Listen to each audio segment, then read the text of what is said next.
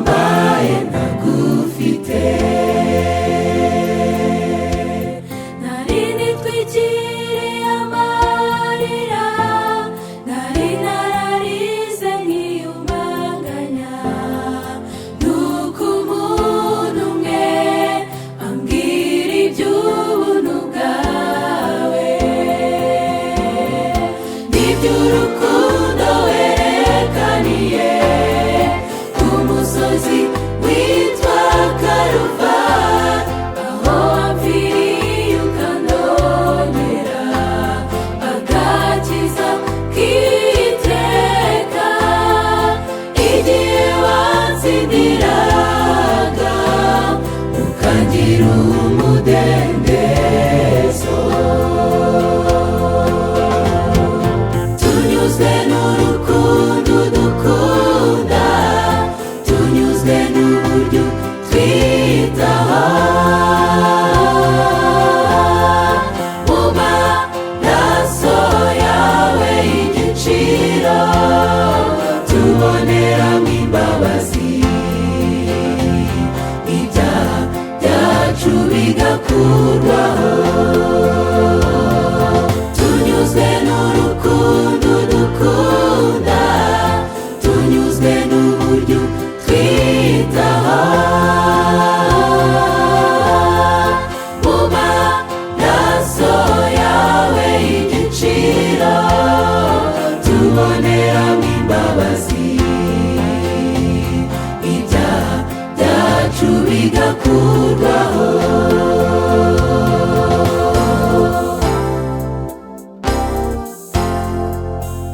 N'iby'ukuri nakugomeye isi nyinshi, mana nivuruguse mu bibi gihe kinini,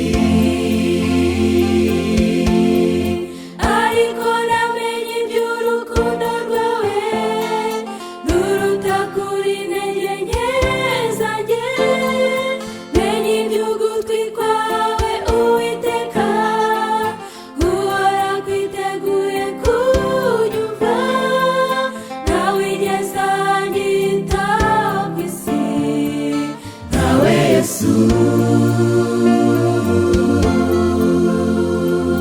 Nta nshuti zamba hafi nkawe, uhimbazwe. Niyo mpamvu ntabwo mfite bw'ibibi bizaba kuri njye, kuko nzi kuzambera byose nzakenera. Tunyuzwe n'urukundo dukunda, tunyuzwe n'uburyo twitaho, mu maraso yawe y'igiciro tuboneramo imbabazi, ibyaha byacu bigakurwaho. Tunyuzwe n'urukundo dukunda, tunyuzwe n'uburyo twitaho, mu maraso yawe y'igiciro tuboneramo imbabazi, ibyaha byacu bigakurwaho.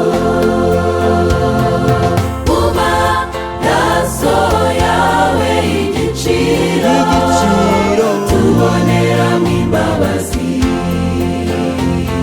ibyaha byacu bigakurwaho. Mu maraso yawe y'igiciro tuboneramo imbabazi, ibyaha byacu